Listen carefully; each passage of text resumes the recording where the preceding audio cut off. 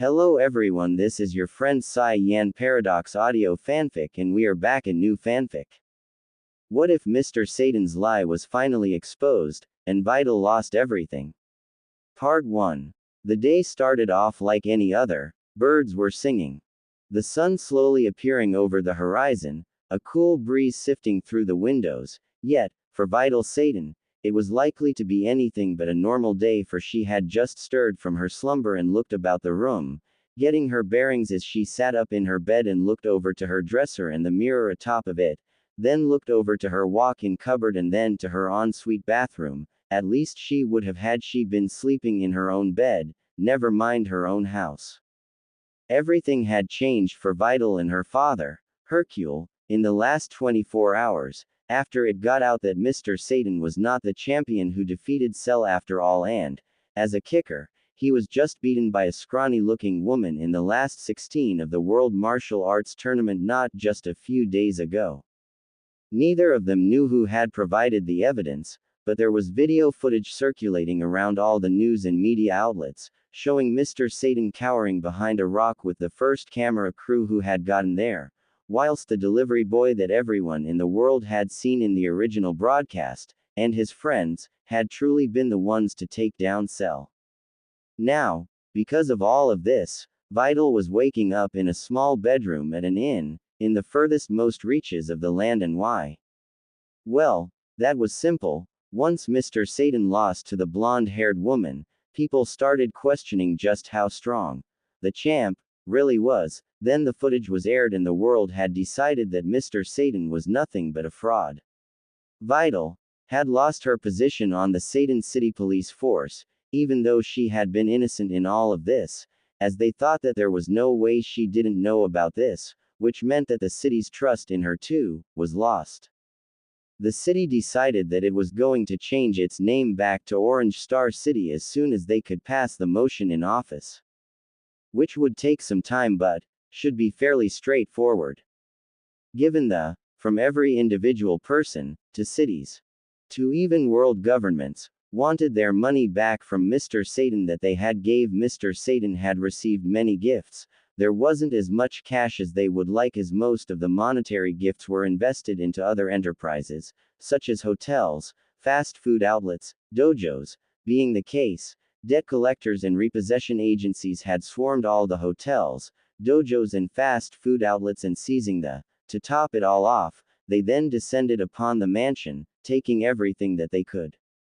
Videl had at least had the sense to grab everything that she could.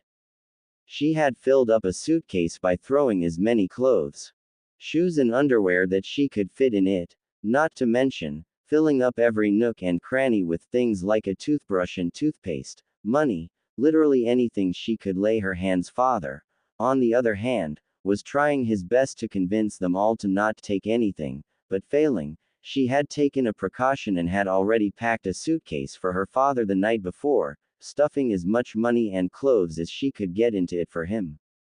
She had thrown everything into her jet copter and capsulized it, making it easier to had done the same with food, grabbing as much food as she could and placing it onto a dining room table before capsulizing it as well. She seemed to have been much more realistic than her father when she had mentioned to him that they should start packing stuff in the event that something like this might. However, laughed it off and thought that his reputation was so great that the people of the world couldn't live without him. Oh, how wrong he was. So, instead of the dresser, closet and bathroom she was expecting, she could see 4 log walls, a door, 2 suitcases and a bedside table which sat between the bed she had slept in and the bed that her father was still sleeping in. Bathroom. The realization of the situation had sunk in hard now. Even though she had been preparing for it, it still hit her like a brick wall, harder than she had got out of bed and tiptoed her way to the door and creaked it open, looking over to her father, who was still fast asleep. As she slid out of the room and closed the door, made her way down the hall to the bathroom, as, unfortunately, due to the size of the inn, it was a shared bathroom between occupants. Videl went about doing her business and made her way back up to the room that they were staying, crept back in. Her father still asleep, and made her way back to her, grabbed some clothes out of a backpack she had also managed to secure on their way out of the mansion, and got changed under the covers. Certain her father would not she had changed, she stuffed the other clothes back into the backpack and placed it on the floor, and grabbed her shoes and again tiptoed out of the she had went out of the room. She made her way downstairs to the reception area, which nobody was manning at the time, seeing as they were the only guests staying there. There didn't seem to be a need for anyone to be manning it this early. She looked at a table, which seemed to have a wooden box which was holding brochures. The kind you find at most hotels that show all the different touristy things you can do in the. Looked at them all. More or less each one was showing something that revolved around going to Satan City, or Orange Star City. Once they changed it was either that or East City, as there wasn't anything else nearby, and East City wasn't exactly close either. Truth be, Videl found a brochure that showed a map of the area surrounding Mt. Pauzu all the way to the coastline and all the way to Satan, is what she needed, as neither her nor her father knew anything other than city life, as they didn't stop at small towns or villages often. They either lived their lives in Satan City or attended fancy soirees in one of the other big cities for the most part. Videl put the brochure in her pocket and made her way outside. There she could feel the cool, crisp, clean air as she took in a big breath through her. Should have been satisfying to breathe air like this. Although uncertainty stood in her way, not knowing what the day would bring or where they would go, place was really only meant as a rest stop for anyone really, seeing as it had no amenities and they didn't have enough money to be living out of inns and motels the rest of their needed a plan. What that might be, however, was anyone's guess, as her father didn't really say much for the rest of the day after they fled their home in Videls. Couldn't even rely on that too much either, as they would need to refuel at some point, and again, money would only go so far. Videl looked at the map on the brochure and studied it for a while as she sat down on an old tree stump outside at all the towns and villages in the area. She couldn't decide where to go. After all, most of these places had TV now, so it was most likely that they all knew about what had happened. Were only lucky that this place had no TV or news coming that way often, but it wouldn't last forever. The owner would eventually go to get supplies from a nearby town or village and would find out from someone. Best Videl could hope for is that someone would take pity on them and offer to put them up for some time. Her best friend, Arasa, had offered to take her in, but Videl had declined, as Arasa's parents were okay with Videl staying. But not her father, and Videl loved her father very much, that she wouldn't abandon him in his hour of need. Hence, Videl took her father in the jet copter in any direction that wasn't Satan. Kept in contact with Arasa for as long as she could. However, her phone battery eventually ran out, and, with no electrical supply at the inn to recharge it, it was no longer a useful item, though she didn't discard it, as she would likely find a way to charge it later. After studying the map some more, Videl heard the door to the inn open, turned around to see the sight of her slightly disheveled father, clearly just awaken out of bed. "Hi sweetie, what are ya doing?" asked Hercule. "Sigh. Just looking at a map of the area, trying to figure out our next step in this whole mess," replied Videl. "TV family-oriented shows. Oh, I see," said Hercule as he looked down at the ground in shame. "Videl, I'm sorry this happened to you. I only wanted the best for you," said Hercule ashamedly. "I know, Dad, I know, but we need to concentrate on what we're going to do next. We'll have plenty of time to discuss this later, okay?" said Videl. "Okay, sweetie," replied Hercule. After a while of contemplating, Videl suggested that they head somewhere over in the direction of Mt. Pauzu's base, as there were a number of villages there that she hoped hadn't heard the news. Not knowing what else to do, agreed with his daughter and stepped back into the inn with Videl behind him as they made their way back up to their room and gathered their things. After stopping to grab some breakfast in the small dining area of the inn, they began their trek towards Mt. So often, they'd pass by someone who was on their way to their work or running errands. All friendly enough, it seemed as though maybe news hadn't reached out here quite It became evident after a while that news had reached out there and that, maybe the first few people they came across were just really friendly, as soon after the first few passers-by, they began approaching a village, where the more people they passed, the more vulgar and annoyed people were shouting at them, booing them, calling them worthless and everything else under the sun. Videl was brushing it off and continued to make her way through the village with her father close leased. She would like to have brushed every comment off, but in fact, the opposite was happening. She was hearing every one of them and couldn't help but notice the anger that seethed in each person who made a rude gesture or comment towards hurt Videl, deep, seeing just how a person could turn on another like that. The two of them dared not stay in the village any longer than they had to, and in fact, didn't even stop in a shop for fear that anything could happen. They just continued until they had managed to walk right out the other end of the wood, end up being a recurring theme. They'd find a village, be jeered or booed, and would have to make a hasty exit and move on to the lasted for a total of 5 days straight, and they ended up having to go away from Mt. Pauzu and towards the coastline after only 2 days.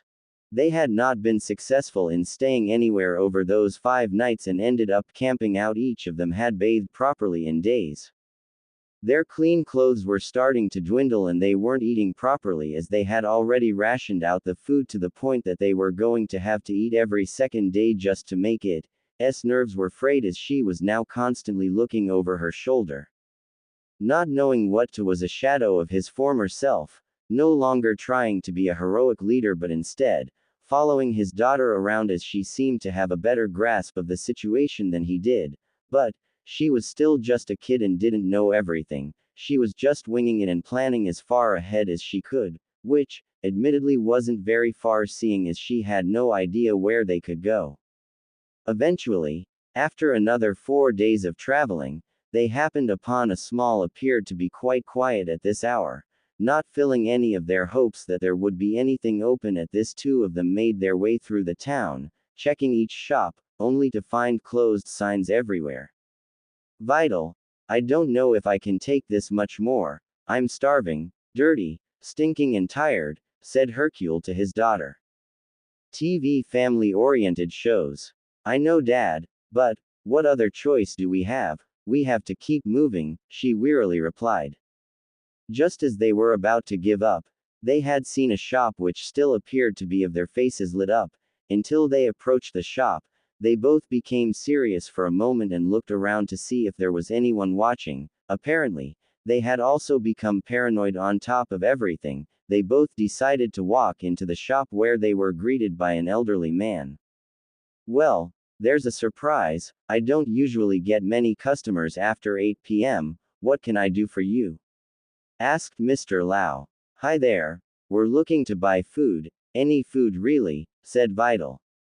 Well, we've got some fresh fruit and veg over there, some bread, cheese, said Mr. Lau. Great, said Videl as she helped herself to some of each. Eventually, she placed all the items on the counter, which Mr. Lau added up. Okay, that will be 500 zeni please, said Mr. Lau. Videl reached into her pocket and started counting out their money, realizing that they did not have enough. They were short by about 200 zeni. I'm afraid I don't have enough, said Videl dishearteningly.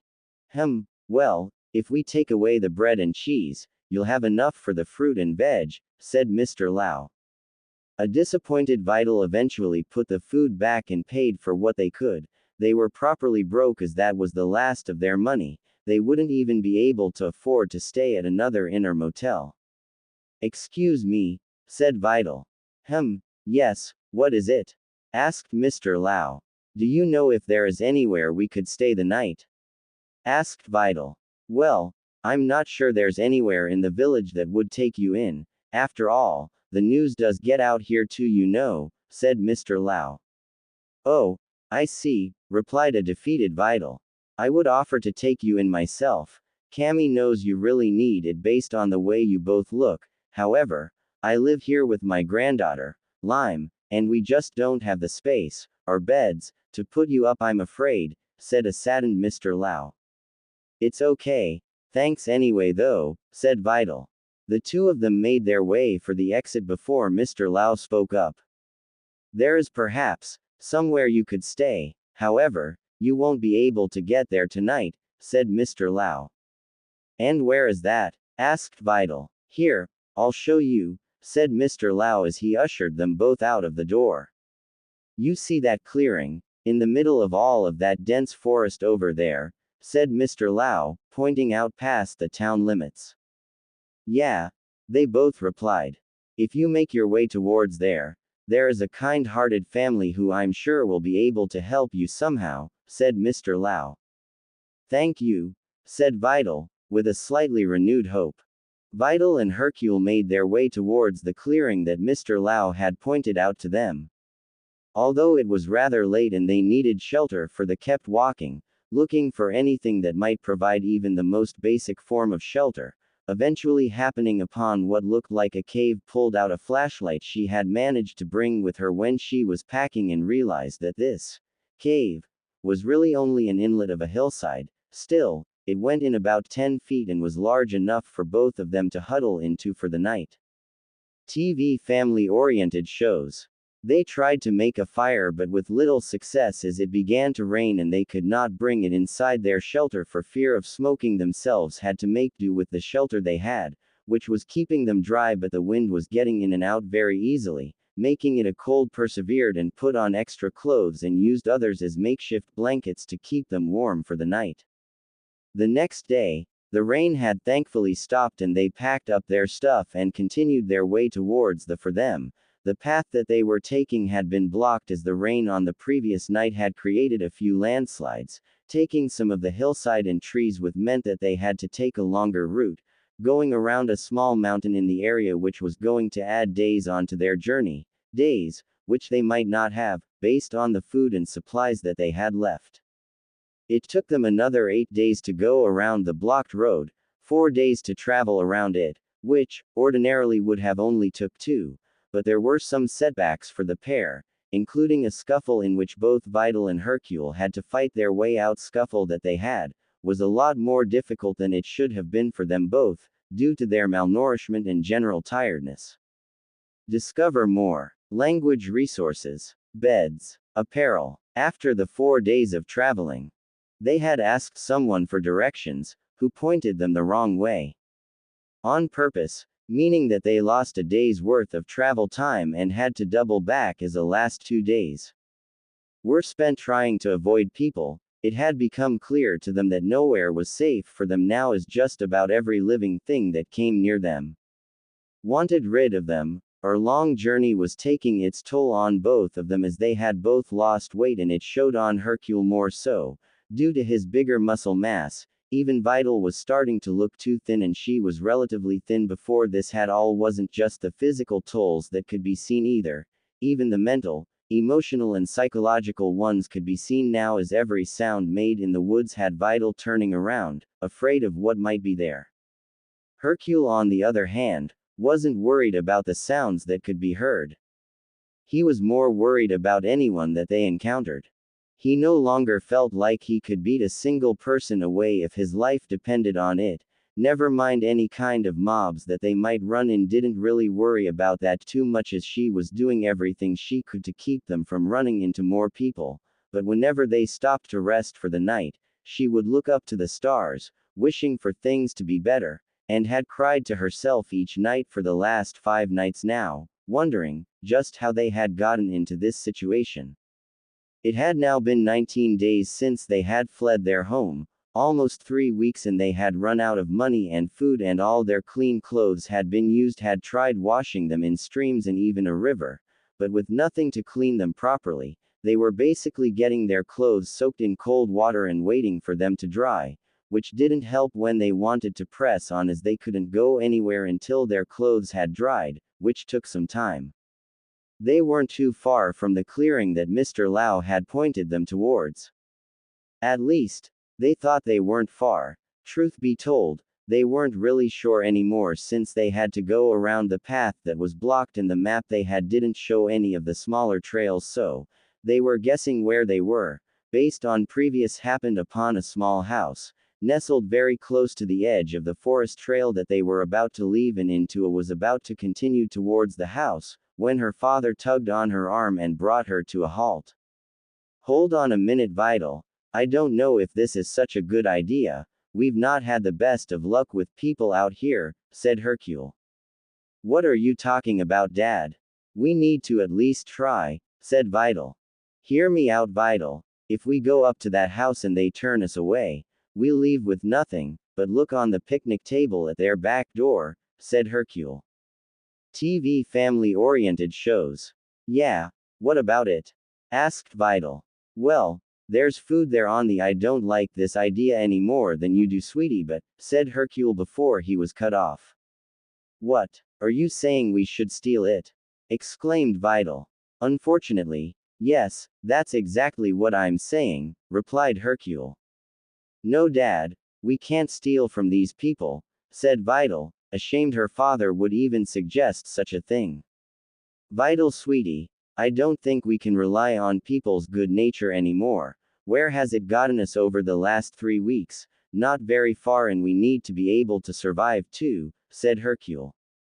I don't know what to say, said Videl. You don't need to say anything, sweetie. All you need to do is sneak on over to that table and take what you can before anyone inside notices it's missing, said Hercule. What? Why me? Protested Videl. Well, you're smaller than me for a start. That makes it easier for you to hide behind things and less conspicuous than I am, said Hercule.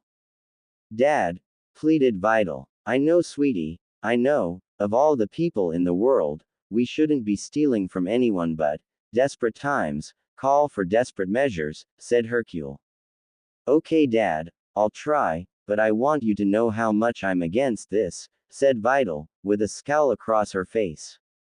I know how much it means to you to be on the side of justice and right, and how difficult it must be to even consider stealing from another, let alone actually doing about this, when, not if, but when we win back the trust of the people and get our wealth back, we do something nice for these people, asked Hercule. Really? You promise, Dad? Asked Videl in a softer tone. I promise, Videl, said her father. Okay, Dad, I'll do it, and I'm going to hold you to that promise, said Videl. After the conversation, she made her way behind the trees and bushes to the side of the weren't any windows on the side that she was approaching, which made it slightly scanned around the home and had seen no movement, and crept along the side of the home, looking into a nearby window as carefully as she could see no movement. It appeared to be a kitchen she was looking into. After a moment of pondering, she looked back at the appeared as if someone was preparing a family meal. There was plenty of food just laying. Took another look into the window and still could see nothing, so she turned her attention to the table. On the table was a plethora of foods, each one gazing back at Videl as she gazed at, was even drooling at the thought of eating all this food. However, she regained her composure and decided to pick a few items, not too many, from the table. Before checking the window, couldn't see anyone, but had heard a door inside the house darted back around the side of the home and back into the bushes, and seemed like Videl had managed to get away with it. Food. She had returned to her father's side, viewing the home from a distance through the had managed to sneak away with some rice cakes, some sushi rolls, some rice balls, and a small bowl of was all she was able to grab before she had heard the noise inside. The of noises, they could both hear the man who had came back out the house, exclaim that he was certain he had more food laid out for lunch before heading back inside, declaring that he would just have to make more. Videl and her father then moved off back down the path they had came from, just enough to be out of sight of the home, and began to eat their quarry. It's not much, but it'll do for now, stated Hercule. I'd rather not do that again, said Videl. Why not? Look at what it got us. We'll not be starving all day today, said Hercule. It just felt so wrong, Dad. We're supposed to protect citizens from people like us, said Videl, realizing that she was now basically just a common criminal. I know it was wrong, Videl, but what other choice did we have? If we had been nice and asked them, it could have blown up in our faces, said Hercule. Yeah, I know, and I get that, Dad, but we didn't give them a chance, we just took from them without even asking, replied Videl. I get it, Videl, but I just can't take that chance, not when I've got to look out for both me and you, he said, now starting to show some emotion in his truth. It was more her who was looking out for him than the other way around. Look, Dad, I know we're doing things that are completely weird for us and that, sometimes, we're gonna have to do things we don't want to, so can we please try and not break the law, she said. All right, Videl. Next time, we'll try it your way, hopefully our luck will change shortly, he replied. With the conversation over, the two decided that it would be best to not take the path by the home, but instead, go around, using the trees for cover, until they were on the other side of the didn't believe this to be the clearing that they were directed towards, as it was too small, compared to the area that Mr. Lau had pointed them towards. They continued onwards until it was dark and once again, had to seek shelter for the time. They found a rock formation which gave them partial shelter. It wouldn't keep them dry had it decided to rain that night. Luckily for them, it didn't. Were even able to make a campfire to keep them warm, something that they had been lacking for some time now, due to the rain that had fallen over a week ago, making a lot of the potential firewood in the area unusable. Again, that night, Videl looked up to the sky as her father slept, wondering what the next day would bring. Was starting to lose hope. They'd been walking for a few weeks now and their luck had really only gotten worse, with the odd bright moment here and there. Maybe tomorrow will bring something new for them. 3 more days had passed and it seemed like their journey would never end. The torment that the pair had gone through had drained them so much that they went back on their word about not breaking the law. They had passed by a number of homes and small villages on their way to this clearing and, when they could, would pinch small items. Normally it would be food that they would take over anything else. The two of them felt incredibly guilty at what they were doing, but they needed to in order to survive, since they had tried it Videl's way after their discussion previously, and it turned out to that they almost had both their skulls bashed in by a baseball bat wielding nutcase. They had managed to make it through the forest into another clearing. This time, based on the size of the clearing, they believed that they were in the right place. However, they still had a bit to walk as the home appeared to be somewhere on the edge of the forest at the other side. They didn't get very far though, as they had come upon a group of people who were just loitering about, clearly with nothing better to do than to cause trouble for the two. Hey, take a look, guys, it's Mr. Liar and his daughter, said one of the young men. The group turned around to see them, whilst Videl and Hercule stopped in their tracks, apprehensive of the group in front of them. There were 7 young men in total, all of whom either straightened up or began walking slowly in the direction of the pair. Well, what do we have here, boys? Fresh meat, said another. Yeah, and look at the girl. She looks pretty feisty. I wouldn't mind taking her for a spin, if ya know what I mean, said the young man who noticed them approaching. Now Videl was worried for a different reason. Surely, they didn't just suggest some sort of lewd act now, did they? Hercule was enraged with the comment. Hey, how dare you talk about my daughter like that, you scumbag, yelled Hercule. Oh, and what are you going to do about it? From what we hear, you're not all that tough like you claim to be, old man, said the second young man. They were right. Whilst Hercule was still a strong man, due to his tiredness and lack of food, etc., he wasn't as strong as he was. He probably could fight them all off if he really tried, but he was no longer sure of himself after everything they had been through. The group began to crowd around the pair and one of them grabbed Videl by the arm.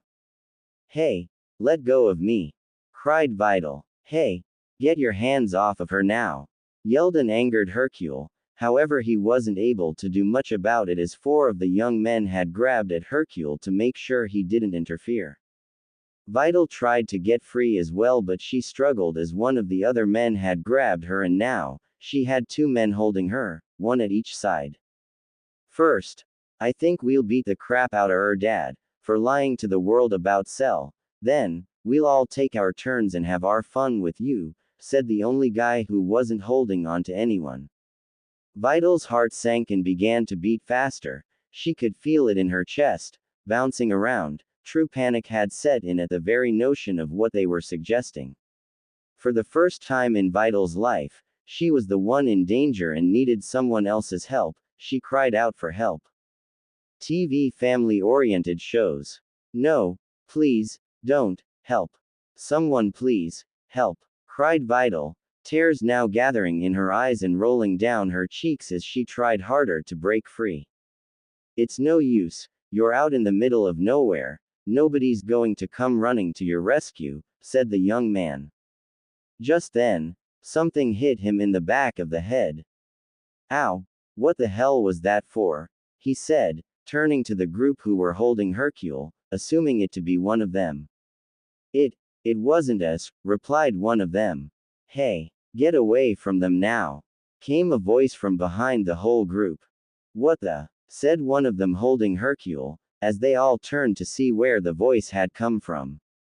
How dare you harm them? Get away from them this instant, shouted a woman, who had her young son in tow. Get lost and mind your own business, lady, before we decide to turn our attention to you, replied one of them. She turned to her son. Go teach them a lesson, she said to her son. The young boy flew towards them in a blur and immediately took down the one who was free from holding either Vidal or Hercule. He threw a punch straight into the young man's torso and he was flung back a good 20 feet. The rest of the group turned in amazement at what they had just seen before one of the two holding Vidal piped up.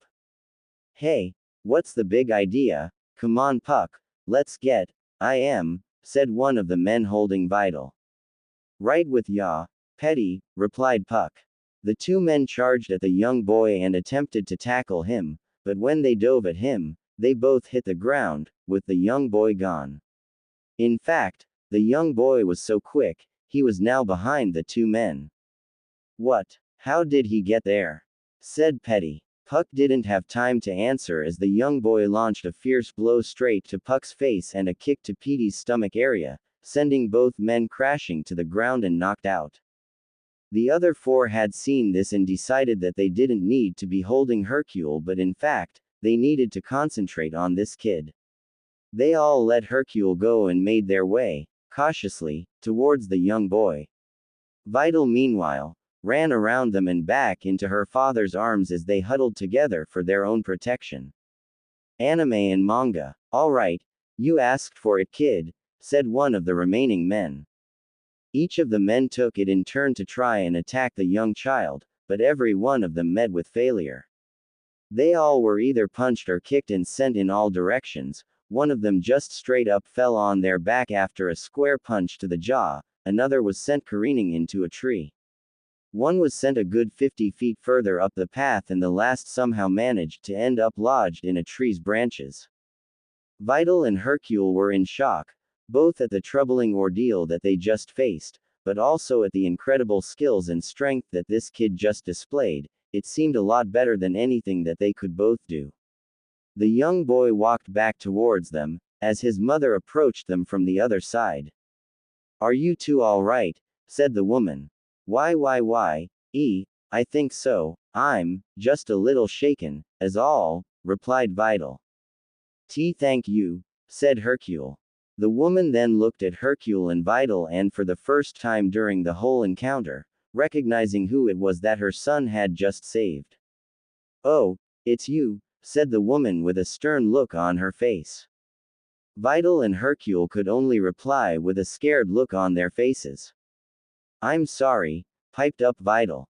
The woman was taken aback by the words she used. Whatever for dear? Asked the woman. I dunno. Just, everywhere we go, people are shouting at us, telling us to get lost and, chasing us and, said Vidal, but she couldn't say any more as her throat closed, choking on the words that she was trying to say.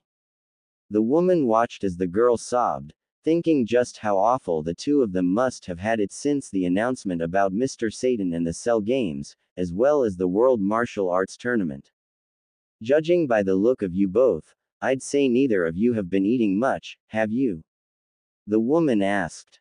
Both Videl and Hercule shook their heads at the woman as they were sat on the ground, huddled together.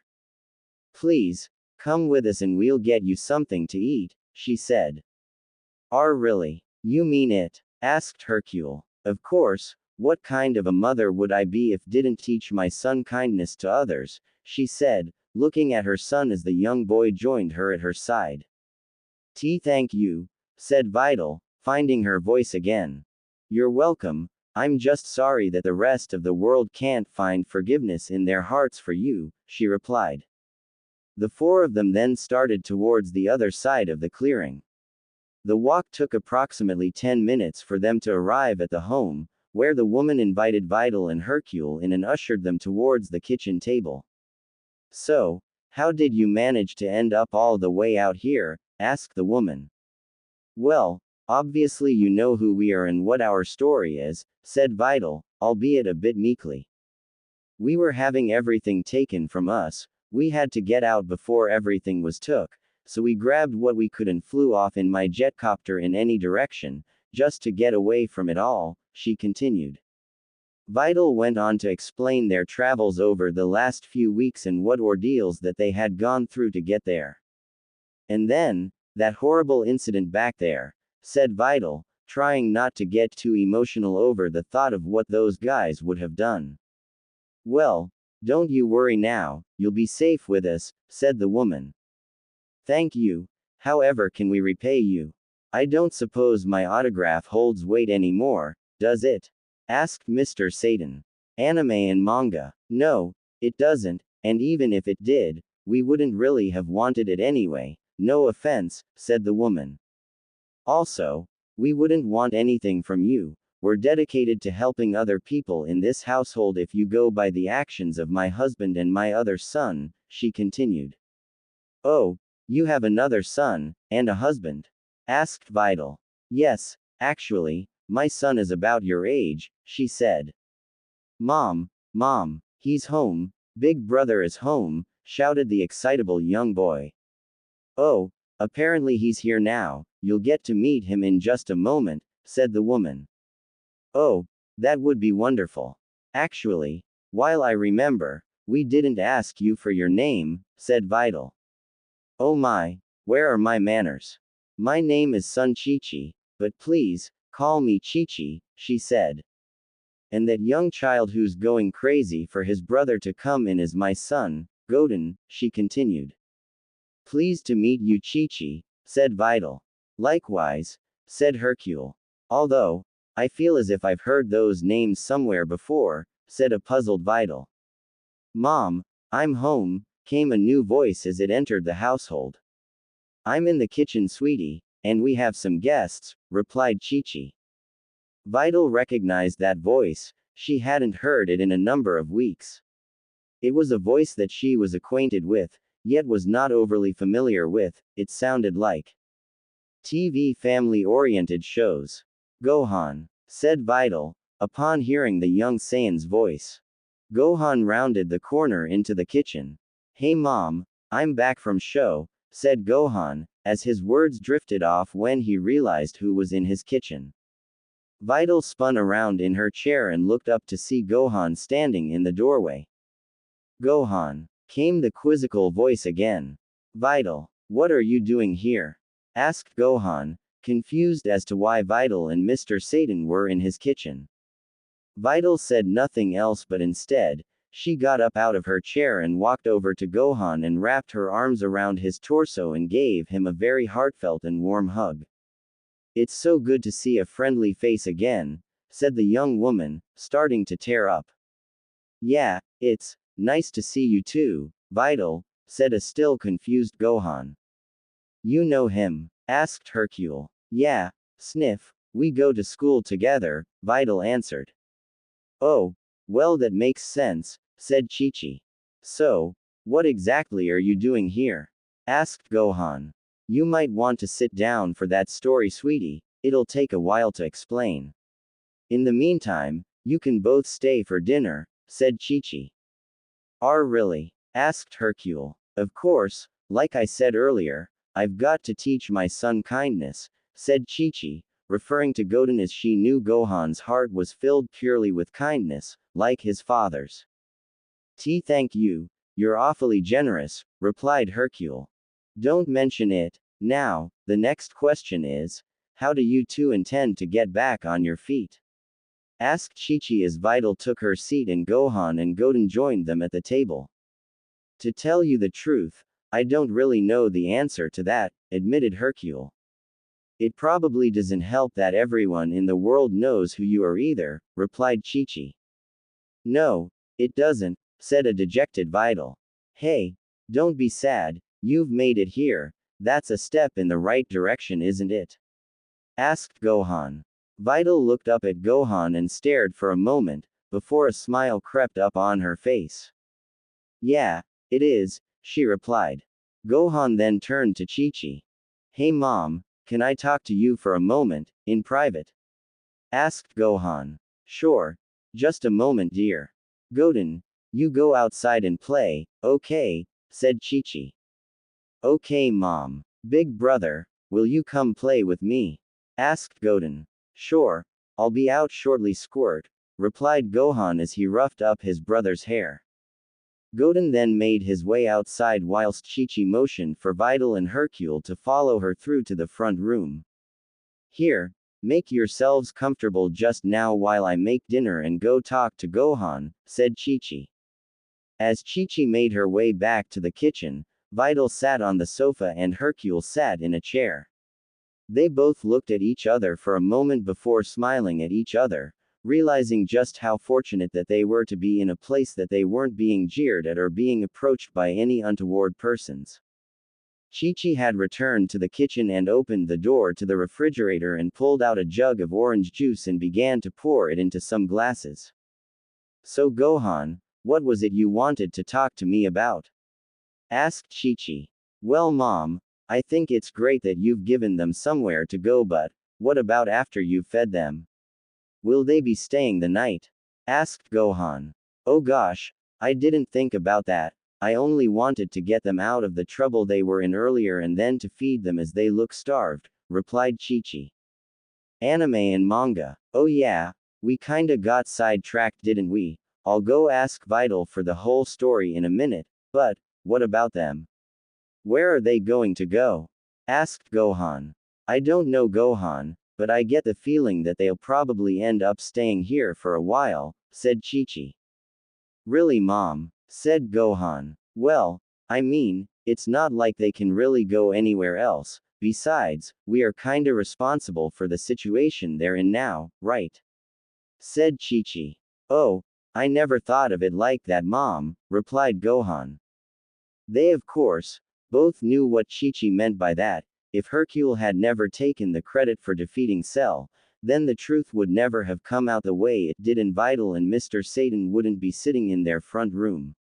Although, Gohan did think, if Mr. Satan hadn't taken the credit, then Videl could possibly have lived a different life altogether. Here Gohan, take these through to them as well, said Chi-Chi, handing her son 2 glasses of orange juice. Sure thing, Mom, said Gohan.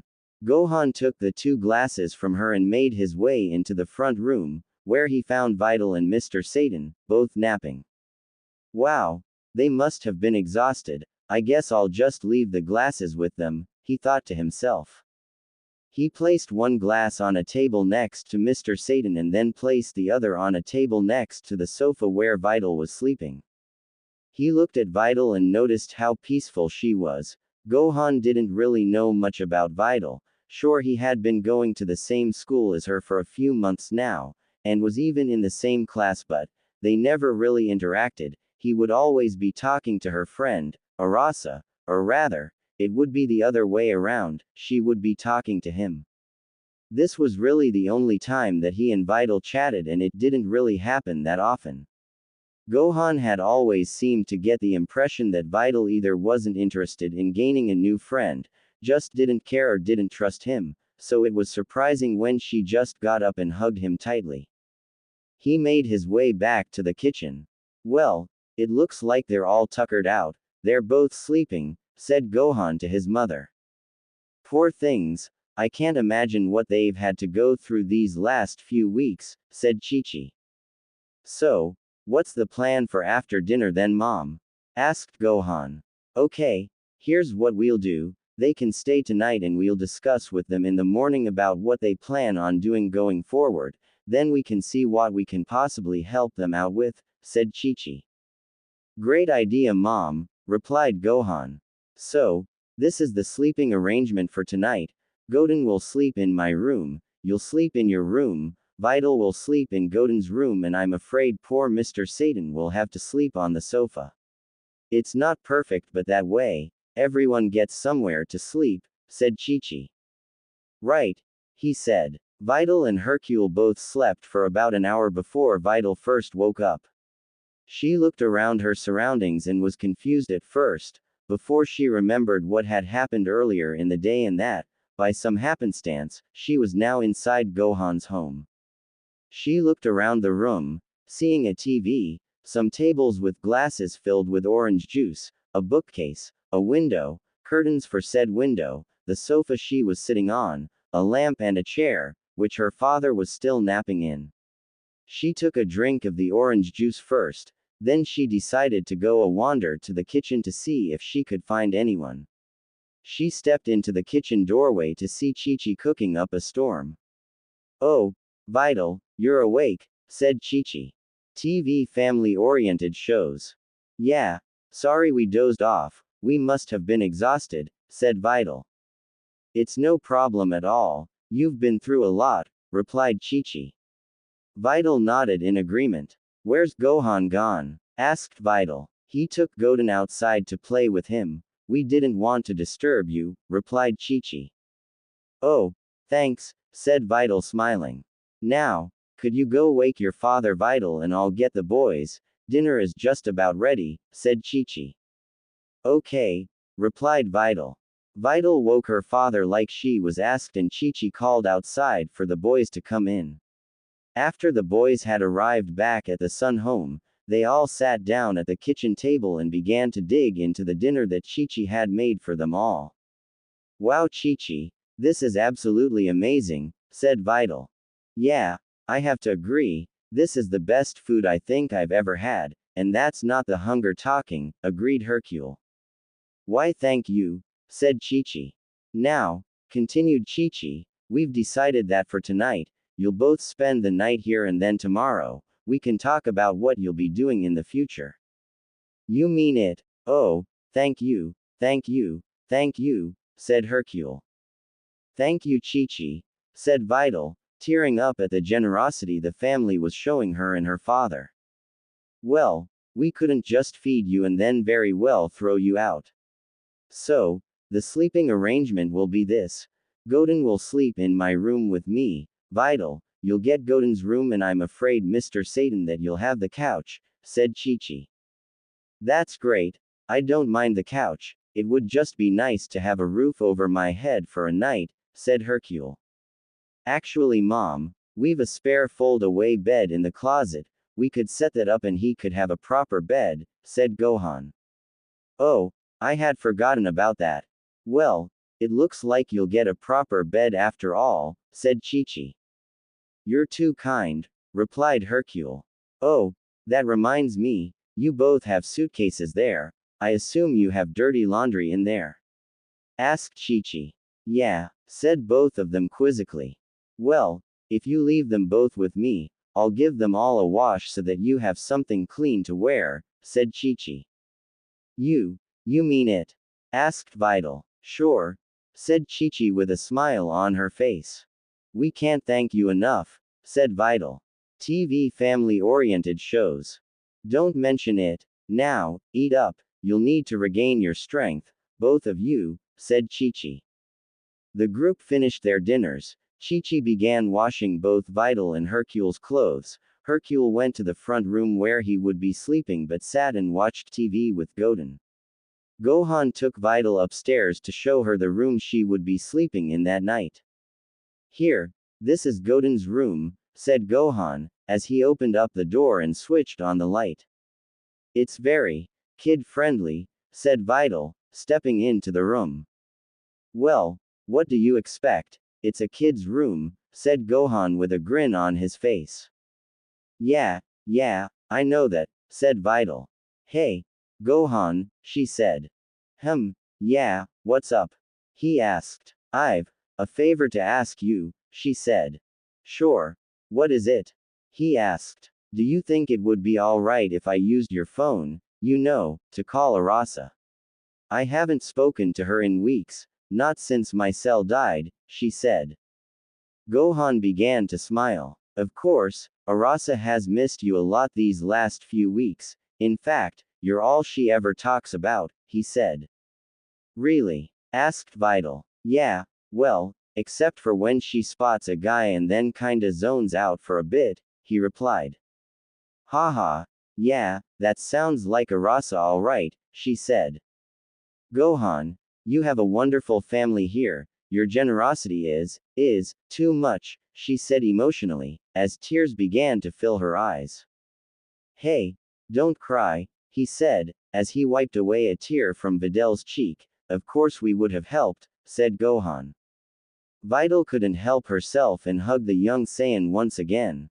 Gohan, I'm sorry if I've kept my distance from you since you started school this year. I don't mean to come off as cold or unfriendly, it's just, she said. Just, what? He asked. Well, I used to have this weird feeling that you were hiding something and were purposely trying to keep it from the world, but, all I see is the generosity you and your family have, plus, this cozy home, way out in the middle of, where are we exactly? She asked. The 439 mountain area, he replied tentatively. What? We made it that far, but how? That's ages away from the city. Exclaimed Videl. You must have been making good time, I guess, he said. I guess, said Videl, still puzzled. TV family-oriented shows. Anyway, I'm gonna turn in for the night, said Gohan, as he turned and left the room. Oh, and if you need anything, my room is just down the hall and on the right, although be warned, I am a heavy sleeper, he said, grinning and rubbing the back of his head. Videl followed him out of the room and watched him walk down the hallway and open a door on the right, and as he did this, he looked back up the hall to where Videl was standing. He waved to the girl as he entered the room and closed the door behind him. Videl stood there for a moment before deciding that, maybe she too, should turn in for the night, so she turned back into the room and closed the door. She was only in the room for a moment when she could hear Goten and Chi-Chi coming up the stairs and heading to Chi-Chi's room. She assumed her father must have been ready to get some shut-eye as well. Videl removed her shoes and placed them next to the door and then removed her socks and stuffed each sock into the corresponding shoe. It was a bit warm in Goten's room, even with the window open, so Videl decided to remove her t-shirt and shorts and hung them both off a corner of the bed. She thought for a moment about how this would be the first time in weeks that she was going to be sleeping comfortably, inside away from all the elements and didn't have to worry about whether it was too cold or whether it was going to rain. Add to that, she wouldn't have to worry about gathering firewood and starting a fire, which was always a task in itself, even if she had gotten used to doing it. She got onto the bed and pulled the sheets over her and lay there for a moment, looking up at the ceiling, thankful that she and her father had made it to some sort of safe haven, even if it only lasted for a night. They were both safe and well fed.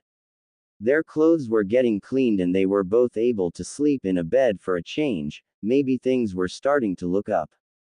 It didn't take long for Videl to drift off, as the number of nights spent grabbing barely enough sleep to function, never mind the sleepless nights, had caught up to her, and soon, she was fast asleep, laying there without a care in the world, waiting for the next morning to start.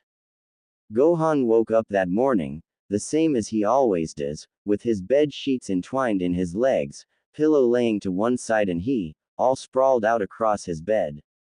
He sat up and looked around his surroundings, trying to recompose himself for a moment before getting up and heading for the bathroom. He looked at the clock, which read 7:30 am, which normally would have been a bad thing. However, school was now out for summer. This meant that Gohan would be able to lay in more often for the next month or so, but he was sure his mother would find something for him to do during these weeks off school. He got up from the bed and got changed into some casual clothes, a t-shirt and a pair of sweatpants, and made his way out of his room and into the bathroom. Videl awoke that morning, feeling quite comfy, realizing that she was in a bed and unaware of her surroundings at first. She shot up in bed and looked around the room. She remembered that her and her father were kindly taken in by Gohan's family yesterday and that she was in his brother, Godin's room. Videl looked down and realized that the bed cover was only around her waist. She gasped and pulled it up to her neck level, remembering that she had to clothe the night before. After looking around again and remembering that she had the room to herself, she breathed a sigh of relief and retrieved her shorts and t-shirt from the bed corner. She got dressed and got up out of the bed and exited the room. She looked around, trying to figure out which room was the bathroom, and had spotted Gohan's door was sitting ajar, so she made her way down the hall and peered in. "Gohan?" she asked cautiously, trying to determine if the young man was awake or not. However, when Videl pushed the door open slightly and peered in, she noticed that the bed was empty and realized that Gohan must already be awake. It then dawned on her that she could hear the sound of running water from a room across the hallway. It sounded like Gohan was in the shower. This was fine for her as she now knew where the bathroom was and would go when it was free. She made her way downstairs to see if anyone else was already awake. Anime and manga. She peered into the front room as she had gotten to the bottom of the stairs. Her father, Mr. Satan, was still sound asleep on the fold-out bed. Clearly sleep had caught up with him as well. She made her way to the kitchen, where she found Chi-Chi sitting at the table, reading a newspaper and drinking a cup of coffee. "Oh, good morning, Videl," said Chi-Chi as she noticed the young woman enter the kitchen. "Good morning, Chi-Chi," she replied. "How was your night's sleep?" asked Chi-Chi. "Wonderful. I can't remember the last time I slept so well, or so peacefully," she replied. "That's good. It seems your father is still enjoying his sleep," said Chi-Chi. "Hee hee, yeah," said Videl with a smirk on her face. "So, Chi-Chi, I was wondering about something," Videl started. "Do you have any suggestions for, how me and my dad go about starting a new life?" asked Videl. "Oh, well, to be honest, no, I don't really. At least, not right now," answered Chi-Chi honestly. "Oh, I see, that's okay. I'm sure we'll come up with something," replied Videl, who was not sure herself about what to do. "It's all right, dear, we'll think of something," said Chi-Chi, as she arose from her chair and walked around the table, placing a reassuring hand on Videl's shoulder. "Thanks," said Videl, looking up to Chi-Chi. Chi-Chi then began to make breakfast and poured Videl a glass of juice and sat it on the table for her. Gohan had finished using the bathroom and had made his way downstairs to the kitchen to find Videl and his mother already there. "Morning everyone," he said. "Good morning sweetie," said Chi-Chi. "Morning Gohan," said Videl. "So, how did you sleep last night?" asked Gohan. "It was the best I've had in a long time," she said. "That's great to hear, so what are you gonna do today then?" he asked. "I don't know, to tell you the truth. I mean, we never really had a plan to begin with, it all happened so fast that we didn't have time to think about where we're going, or where we wanted to end up," she replied. "Oh, I see, that must have been terrible, enduring all of that," he said regrettably. "Yeah, it was, but at least we've got a bit of a reprieve here. And thank you again, both of you, for taking us in," she said. "Oh, you can stop with the thanks now, Videl," smiled Chi-Chi. Videl nodded back at the woman. "Anime and manga. Well, the first thing I suppose you'll need is to get a permanent roof over your head," said Gohan. "Yeah, well, that's not gonna be easy. We don't have any money left, and any money we did have was spent over the last few weeks just trying to survive. And we can't rely on my dad's reputation now, or mine, for that matter, said Videl. So, a job first then, said a puzzled Gohan. Yeah, I guess, but who's going to give us a job? My father is a fraud and I chose to side with him. I couldn't let him go out on his own. He's my dad, she said with a hurt look on her face. I'm sure there would be people willing to give you a job, Videl. After all, you're only his daughter. It's not like you lied about it. You only found out yourself when it was all over the news, he explained. I know, Gohan, but some people can't see past that, and that's what makes it difficult, she said.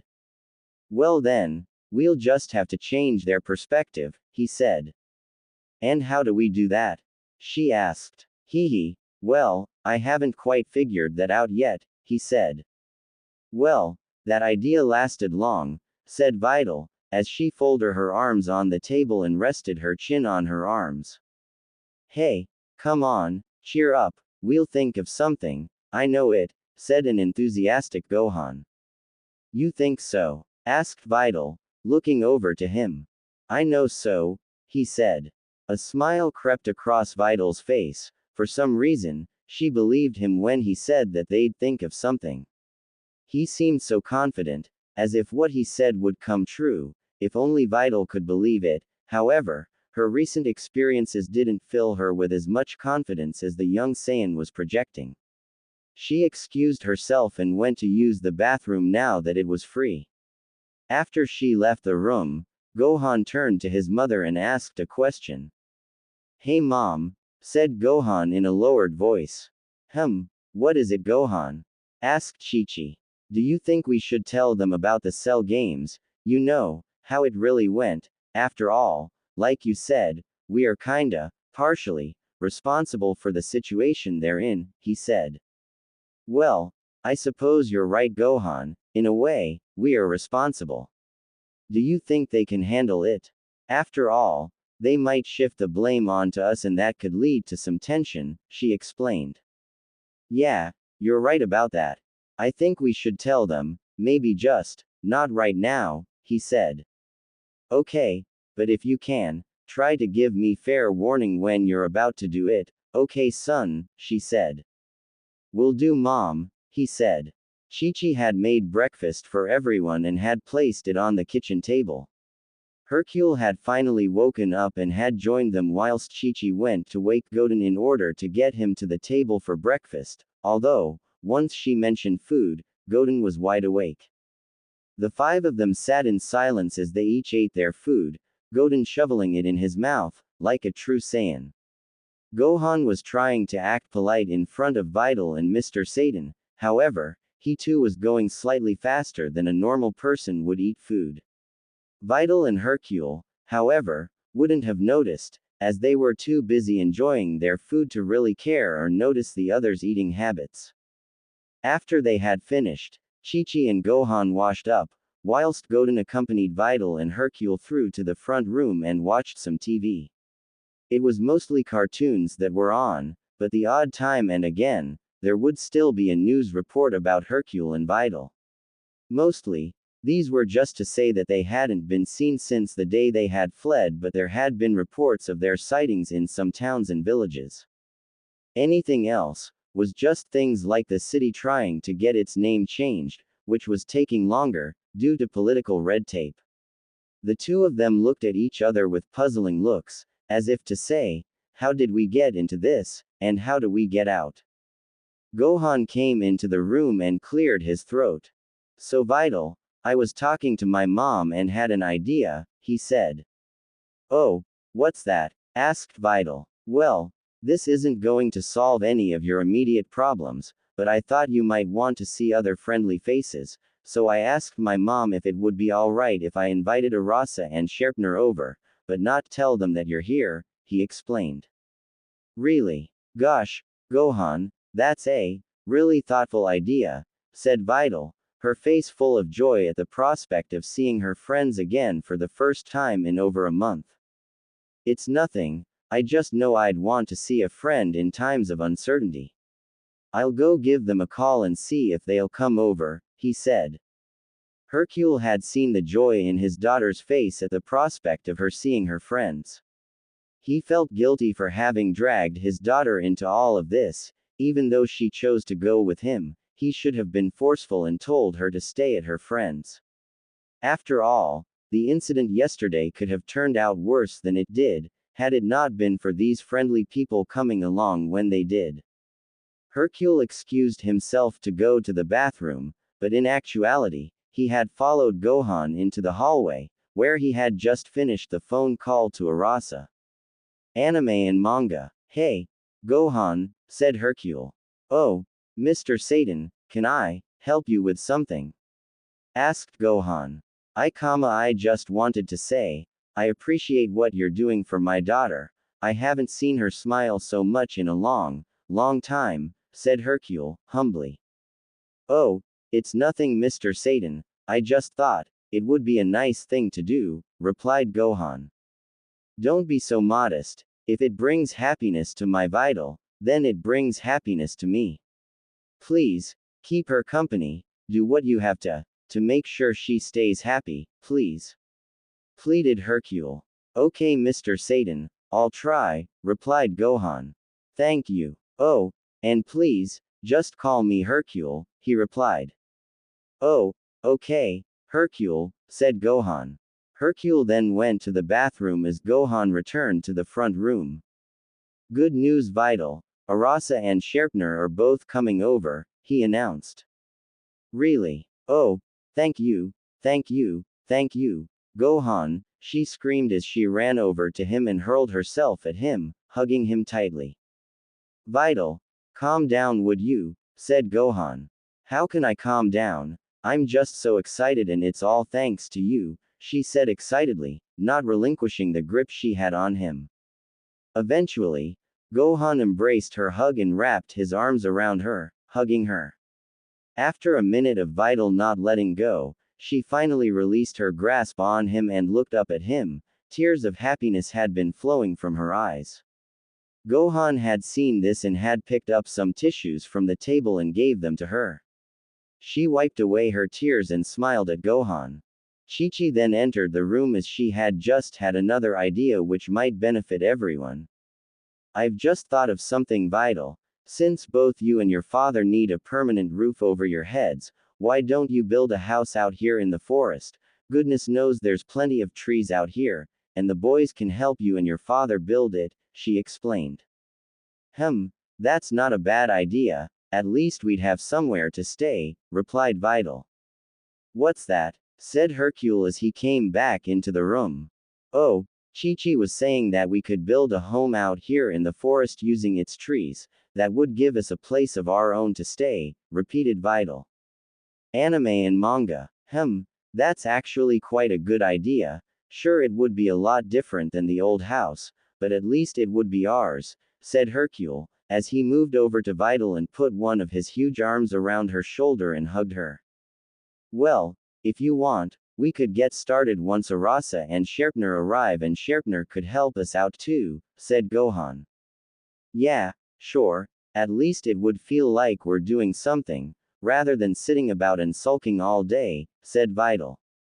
Great, we'll wait on them coming over then, said Chi-Chi.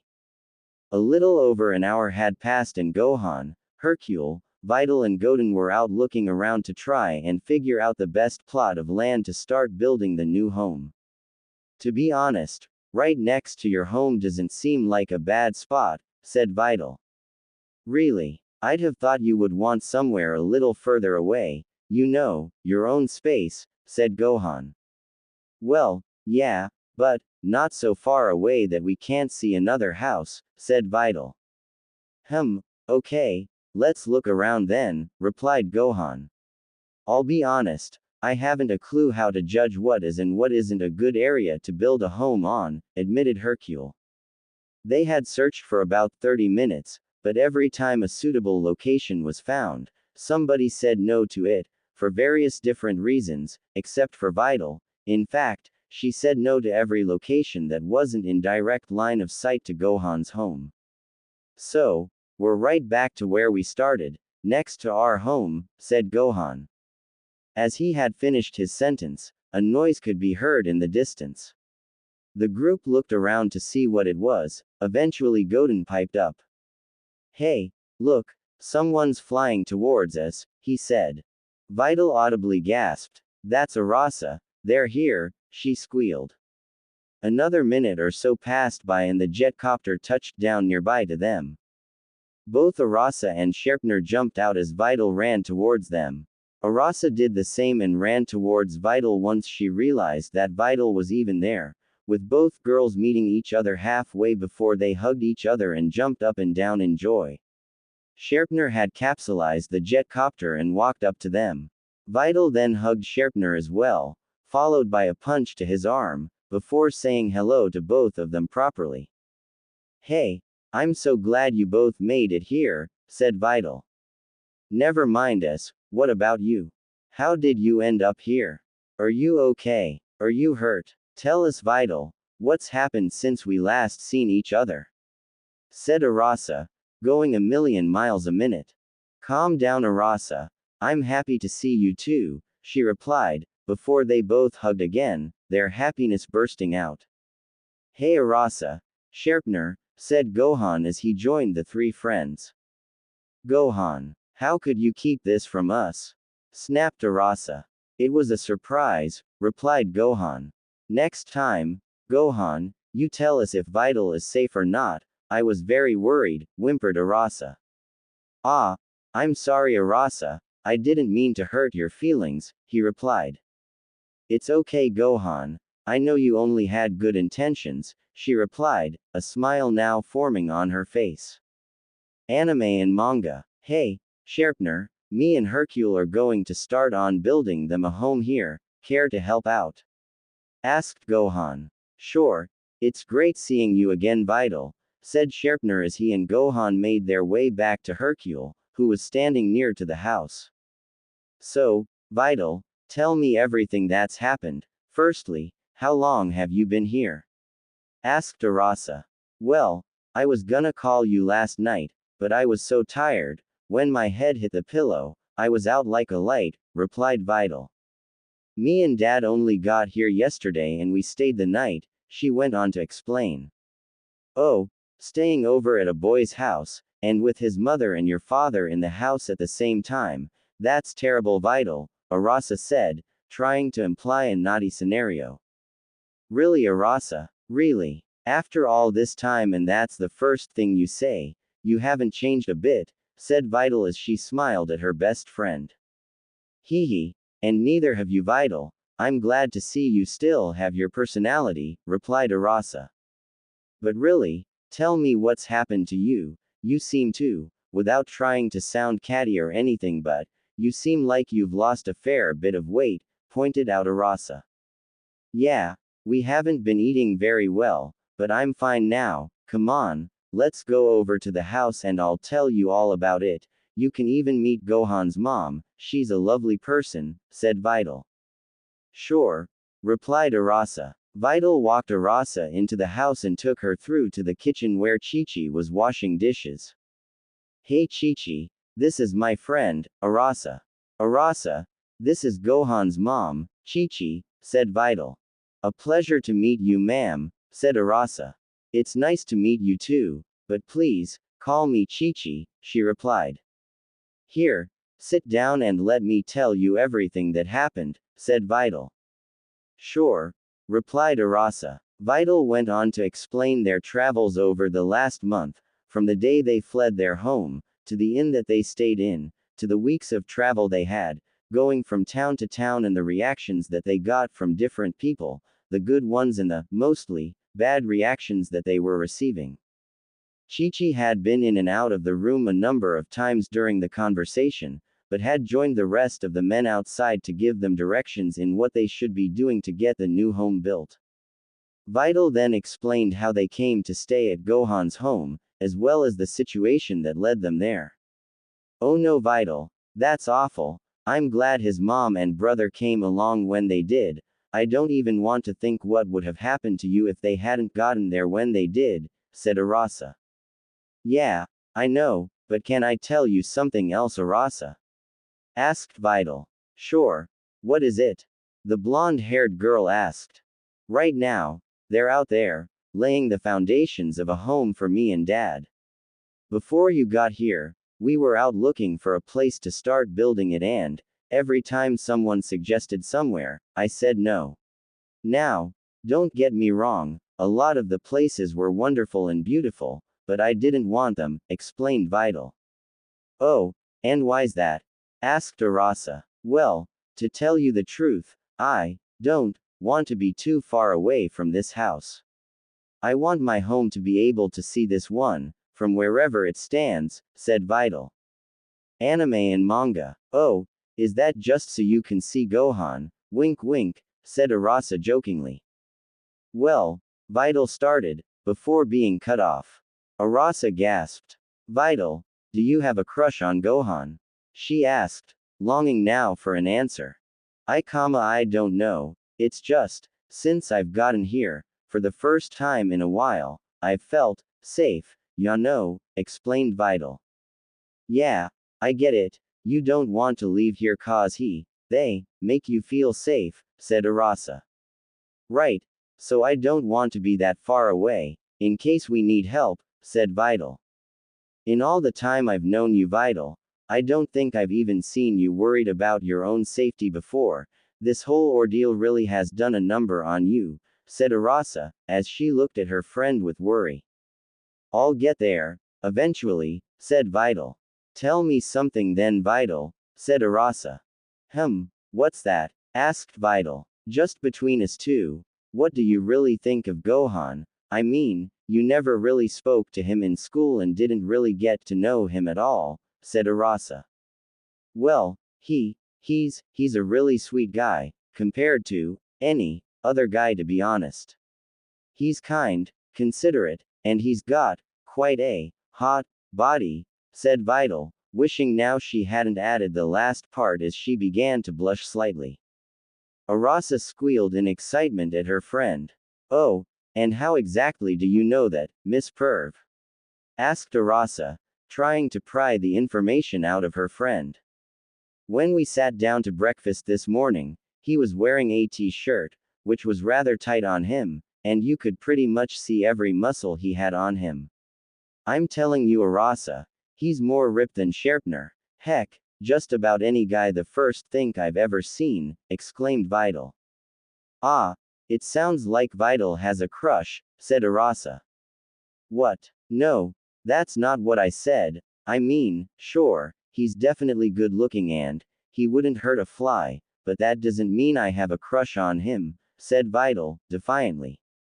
Sure, keep telling yourself that, said Arasa with a cheeky grin on her face, to which Videl was not impressed. That's enough of that, shall we go outside to see how they're getting on? Asked Videl. Just so you can see Gohan hard at work, don't you mean? Replied Arasa. Arasa, stop that, said Videl playfully. Gohan, Hercule and Scherpner had started discussing the best way to start the foundations for the home, but couldn't even get it off the ground, so to speak. They discussed the best ways to give it a steady foundation, but they couldn't agree.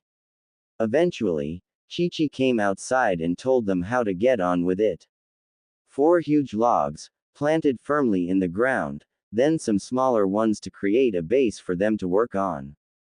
For Gohan, that wouldn't have been too much of an issue, but they couldn't exactly give the game away in front of Hercule and Scherpner, so they had to do it the old-fashioned way and dig holes. This took way too long for everyone's liking, well, except Gohan. Whilst he too was bored, he was nowhere near out of breath compared to the other two after a few hours. Videl and Arasa had came out to watch them trying to get things underway, whilst chatting to each other about what Videl had missed at school and gossip that, normally, Videl wouldn't have been interested in. Eventually, it was lunchtime and Chi-Chi had prepared food for everyone. Gohan had brought the kitchen table outside as it was a lovely day, the sun shining, a cool breeze in the air and the smell of nature all around them. The 7 of them sat and ate lunch, Goten too, as he was just out playing around whilst most of the work was going on, until there wasn't a bite left to eat. Thank you, Chi-Chi. That was terrific, said Arasa. You're welcome. Once we get cleaned up, how about us girls go shopping, whilst the men try to get some of this done? Chi-Chi asked the two teenagers. Yeah, that sounds great, said Arasa. I'm not so sure, replied a cautious Videl. What's up? Is it cause you think people will recognize you? Asked Arasa.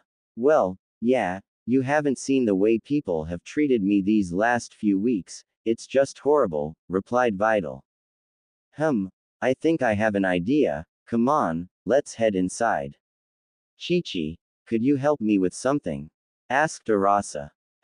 Sure, what is it? Asked Chi-Chi. I'll show you inside, come on Videl, said Arasa as she grabbed her friend's hand and bolted inside with her. I wonder what she's planning, probably something Videl will hate, joked Scherpner. Well, what do you say boys, shall we get back to work, said Hercule as the two boys agreed. Are you sure you know what you're doing Arasa, asked Videl. TV family-oriented shows. Yeah, I'm sure. My mom let me cut her hair a bunch of times, granted these aren't the proper type of scissors for the job, but they'll work, replied Arasa. The blonde-haired girl was lopping off chunks of Videl's locks, slowly whittling away at the volume of Videl's hair. After about a half hour's worth of clipping, Arasa was finished. Okay Videl, ready to see the new you? Asked Arasa. Videl took in a deep breath before answering. Okay, I'm ready, she replied. Arasa picked up a hand mirror and gave it to Videl, who then held it in front of her and looked at her new hairdo. I love it Arasa, I can't believe that's me, she said. Told ya I knew what I was doing, said Arasa as she winked at Videl. Gee Arasa, I don't know how to thank you for this, said Videl. You don't need to thank me silly, we're best friends, I'd do anything for you, said a heartfelt Arasa. Videl just looked at her friend with a smile and got up and gave her a hug. TV family-oriented shows. Okay, I think we're ready now, wouldn't you say girls, said Chi-Chi. Yeah, both girls replied. They then made their way outside, where the guys were still working. They had made a little headway towards building the house, however, the foundation was far from complete, let alone the rest of the home. Gohan was the first to catch sight of the women as they exited his home. Once he had seen Videl's new look, he was dumbfounded at first, not quite believing that this was the same girl who, not half an hour ago, still had long luscious raven hair. He was trying to contain his awe at her new look. What's wrong Gohan? Like what you see, said a teasing Videl. Gohan snapped back to reality once he realized that she was speaking to him. What? Oh, sorry, I was noticing that you cut your hair, he replied. Really? So, what do you think then? She asked. It looks great, smiled Gohan. Thanks, said Videl, blushing slightly with embarrassment. Whoa, Videl, what happened? Did you get in a fight with a lawnmower? Joked Scherpner. What? How dare you Scherpner? I should clobber you for that, growled Videl. Videl, what have you done to your hair? Said Hercule as he then came over to see what the hold-up was with the guys. Well Dad, I needed a way to blend in more and hide my appearance, so, this was the result, explained Videl. Oh, I see, well, it suits you sweetie, said a still flabbergasted Hercule. Thanks Daddy, replied Videl. Alright ladies, let's go, said Chi-Chi. We can take my jet copter, I haven't used it in weeks, said Videl. Well let's go then, shouted an excited Arasa. The girls hopped into Videl's jet copter and took off towards West City, opting to go there as it meant there was a much better chance that Videl would not be known to people. The guys continued with their work, however, Gohan was getting distracted slightly, he couldn't quite get the image of Videl and her new hair cut out of his head. He liked it, not that he disliked her hair before, it just seemed like she was glowing with positivity and confidence, something that she had been lacking a lot of lately, and Gohan liked that. Videl, Arasa and Chi-Chi made it to West City and touched down in a densely populated part of the city and hopped out of the jetcopter. Once the vehicle was safely back in its capsule, the three women made their way towards the mall in the hopes that they could have a relaxing day. Once inside the mall, they had to decide what they were going to do first, as there was a lot of ground to cover. So, where should we start first? Asked Chi-Chi. I think we should go to the upper floor first and then make our way down, said Arasa. Videl was now looking a bit concerned at going to any of the shops. TV family-oriented shows. What's the matter, Videl? Said Arasa. Well, I was just so excited to be able to go out and just do something normal, that I forgot that I don't actually have any money, said a glum Videl. Don't sweat it, Videl. It's on me today, offered Arasa. Really, Arasa? I can't ask you to pay for me, it wouldn't be right, said a now guilty Videl. Really, Videl? It's no problem, you and your dad done plenty for me for years, it's time I repaid you for a change, said Arasa. Thanks, Arasa, said Videl, her spirits now lifted. The women went to the upper floor and began sifting through the shops, trying on different clothes in each shop, just seeing if there was anything that they liked. Like a lot of different American teen shows, they were trying on all sorts of wacky get-ups that nobody in a million years would wear, and they had fun doing it, which kept Videl in high spirits for the whole day.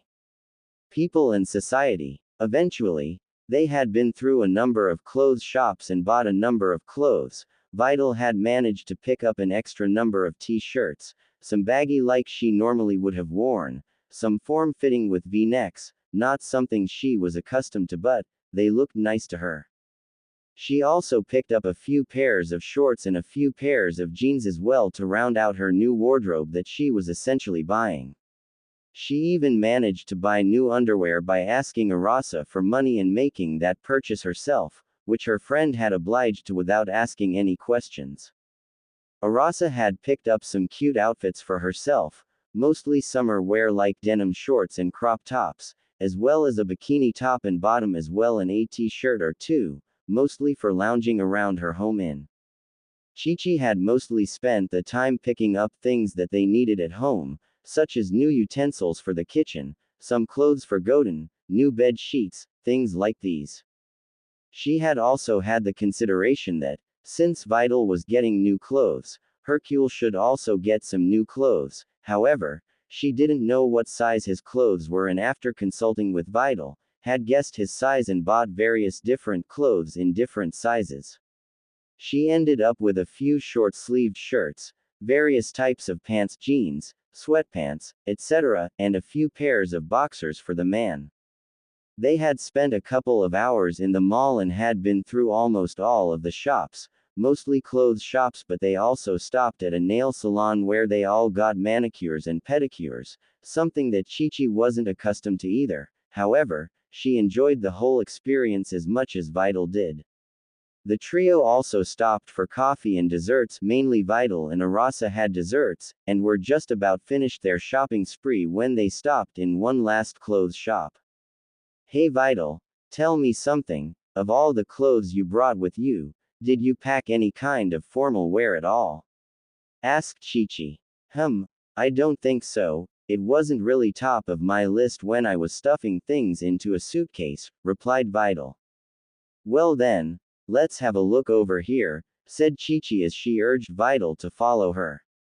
They were looking at different types of dresses, some very glittery silver dresses, some black dresses with the slit in the dress almost waist-high which Videl didn't care for too much, then there were some very wacky dresses which had all sorts of accessories which Videl looked at and pitied whomever had to wear them. Eventually, she spotted something that was a little bit different. It was a red cheongsam an Chinese dress with a golden floral design that ran from the bottom of the dress, which was just below the knees, spiraling all around until it reached the top, just under the neck area. The trim of the dress was also finished with a golden yellow thread to go with the gold floral design. Videl fell in love with the dress and wanted to try it on, to which Chi-Chi and Arasa encouraged her to do so. Whilst Videl went to go change into the dress, Chi-Chi was reminded of her cheongsam. I remember when I used to wear something similar to that, said Chi-Chi. You had one. Nice. What did it look like? Asked Arasa. It was blue and I wore a pair of red pants underneath it, as well as red-colored armbands and shoes to match. Although, I did wear mine more for fighting in than for style, said Chi-Chi. You fought in clothes like that. Why were you fighting in the first place? Asked Arasa.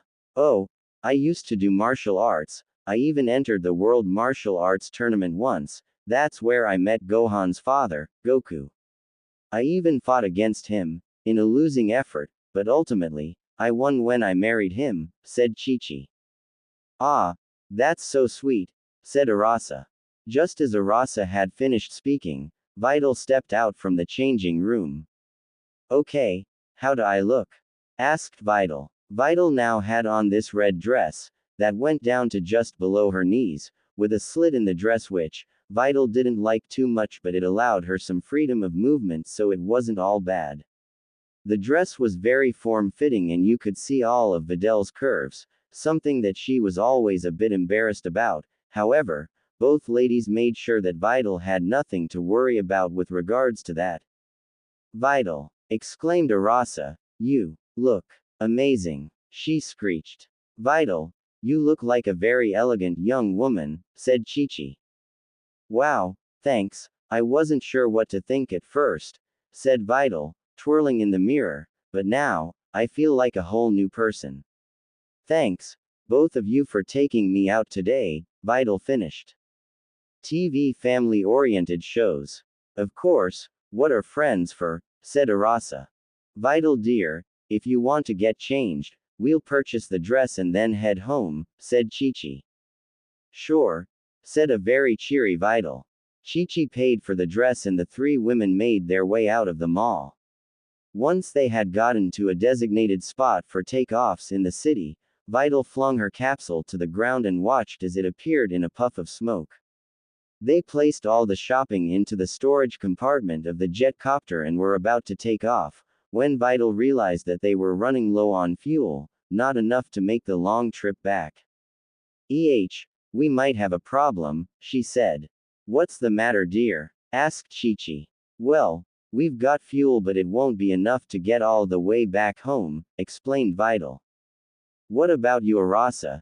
Didn't you arrive today in a jet copter? Asked Chi-Chi. Yeah, but I left mine with Sherpner back at your home, said Arasa, cursing herself for leaving it. Okay, well, I have an idea, do we have enough to get to Capsule Corp? Asked Chi-Chi. Yeah, we've got plenty for that, why? Asked Videl. Trust me, I know some people, said Chi-Chi. Alright, I guess we're heading to Capsule Corp then, said Videl.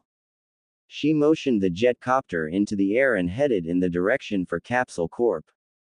Videl had wondered who it was that Chi-Chi knew there. Surely it couldn't be the Bulma Briefs. No, it was likely somebody in upper management, maybe an executive at best, or it could even just be a lab assistant, she had no idea really.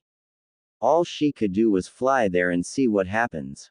Meanwhile, back outside the Sun household, the guys had managed to finally get a foundation for the house, however, it took some time to get going. This was due to Hercules' plans for the house, changing on a whim every so often. Eventually, after a lengthy discussion, the men had managed to hash out exactly what was needed in the house, as opposed to what Hercule wanted in the house. They settled on a living room or front room of sorts, a kitchen, a bathroom, and 2 bedrooms. With the space that the home could afford, after they had overestimated the size of the foundation required, it was decided that the home could have 2 en-suite bathrooms in each bedroom and a walk-in closet for each bedroom as well. This still left an unclaimed space in the downstairs area, which Hercule said he would find some sort of use for it at a later time. Since a lot of the time was taken up with discussions about what to do with the space, only the huge holes for the logs had been started and not much else had been done. The holes themselves were not very deep either, mainly due to the limitations of Hercule and Scherpner, otherwise Gohan would have had the job done a lot quicker. Instead, they decided to get the wood required, so they headed off to the edge of the forest away from where the homes would be and picked out a few trees that they would be using for the build. Godin picked out a tree which Gohan approved of. Scherpner and Hercule both picked out mighty trees as well. However, they only had one axe between them, so they picked one of the trees and began taking swings at it. A few more hours had passed and they had eventually managed to fell the tree and had begun to chop it into the pieces that they required. Soon after they had begun to dissect it, they had decided that it was probably a good time to call it quits for the day, well, at least for dinner. It wouldn't be long until the girls were due to arrive back, so they headed back to the house, where upon arriving, Gohan started preparing food for dinner, whilst Godin, Scherpner and Hercule sat in the front room watching TV, waiting for the girls to arrive home. The jet copter carrying Videl, Chi-Chi and Arasa, arrived just outside the grounds of Capsule Corp. The three ladies disembarked the vehicle and Videl capsulized it, and they made their way to the front door, where they entered the building and walked into the rather large reception area, of which there was a lady sat behind a desk opposite the front door. "Can I help you?" she asked. "Yes, can we speak to Bulma please?" "Tell her it's Chi-Chi," replied Chi-Chi. "Just a moment please," said the young lady as she made a phone call. "Bulma, you mean as in the Bulma briefs," said a startled Arasa. "Yeah, that's the one," replied Chi-Chi. "How do you know her?" asked a puzzled Videl. "Me and my husband have known her since we were young, although I did lose touch for a number of years," replied Chi-Chi. No sooner than Chi-Chi had explained how she knew Bulma, did the woman herself appear. "Hey Chi-Chi, what brings you around here?" asked Bulma. "Oh, nothing much, just wondering if you could do us a favor," said Chi-Chi. "Us? Who's us?" asked Bulma. "Oh, right, let me introduce you. This is Videl and Arasa, they're Gohan's friends from school," explained Chi-Chi. "Oh, a pleasure to meet you both," said Bulma. "Anime and manga. It's an honor to meet you, Mrs. Briefs," said an astonished Arasa. "It's nice to meet you too, Mrs. Briefs," said a flustered Videl. "Please girls, call me Bulma." "Now Chi-Chi, what did you need from me?" asked Bulma. "Well, I'm sure you've heard and seen the news about Mr. Satan," asked Chi-Chi. "Yeah, of course I have," replied Bulma. "Well, Videl here is Mr. Satan's daughter, and they happened to be passing by our neck of the woods when me and Godin found them in a bad spot. I've taken them in for now, but we're planning on building them a home near to ours, so whilst the men are doing the work, we decided to go shopping," explained Chi-Chi. "That sounds great, but that doesn't answer my question, Chi-Chi," said Bulma. "Well, we took Videl's jet copter here, but I'm afraid she won't have enough fuel to get us back home. Do you think you could help us?" asked Chi-Chi. "Really? That's it. No problem. In fact, perhaps you could do me a favor while you're at it," said Bulma. "And what's that?" asked Chi-Chi. "Well, we've got a new model that needs testing and it's already fueled up. We just haven't arranged for a test run yet, so if you'd like, you can take it out for a test run," offered Bulma. "Really?" Videl said, wide-eyed at the prospect of getting a new model of jet to fly at the request of none other than Bulma Briefs herself. "Sure, if you give me yours, I'll get it fueled back up and even throw in a free service. All you have to do is bring it back tomorrow and tell me if there's anything wrong with it," said Bulma. "Yeah, sure, hee, said a giddy Videl. "Great. Whilst you're here, Chi-Chi, I was going to have a dinner party at the end of the week with all of our friends. Thought I'd tell you now so I don't forget later," said Bulma. "That sounds great, Bulma," smiled Chi-Chi. "Oh, and Videl, you and your father, and Arasa are also invited if you would like to come too," said Bulma. Really? Gosh, I mean, if it's a party for your friends, I don't think was all Videl could say before she was cut off by a hyper-excited Arasa. Yes, absolutely. I mean, thank you, we are most grateful, said Arasa, calming down slightly. No problem, do you want a tour of the place whilst you're here? Asked Bulma. I'm afraid not, Bulma. We've left the boys alone too long.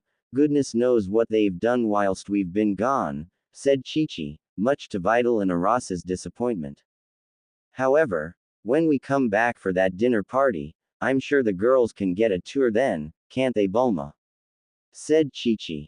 Absolutely, replied Bulma. Awesome, said both girls at the same time. Wait right here and I'll get that jet for you, said Bulma, as she went to fetch the latest model jet from the lab.